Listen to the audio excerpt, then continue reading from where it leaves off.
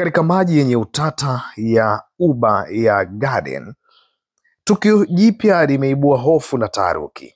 Taarifa zinaeleza kuwa waasi wa Houthi wamefanikiwa kulenga meli ya mizigo yaani Minavagrak iliyokuwa ikipeperusha bendera ya Uholanzi kwa kombora maalum la kupiga manowari. Shambulio hili linaripotiwa kufanywa kwa kombora la balistiki linalolenga meli. Lilisababisha moto mkubwa kulipuka ndani ya chombo hicho.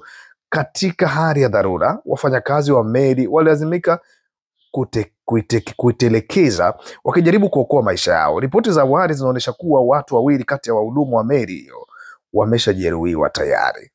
Ghuba ya Aden imekuwa kitovu cha migogoro ya kistratejia, ikichukuliwa kama njia muhimu ya kibiashara inaunganisha bahari ya Hindi na bahari Nyekundu kupitia mlango bahari wa Bab el Mandeb.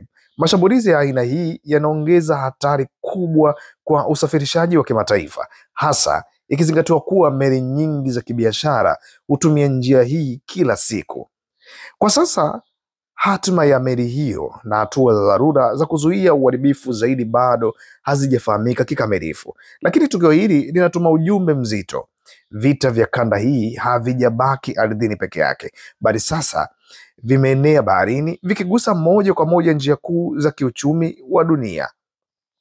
Shambulio dhidi la Minavagrak linaweza kuchukuliwa kama onyo la wazi kwa mataifa magharibi kwamba usalama wa njia za kibiashara hauko salama tena.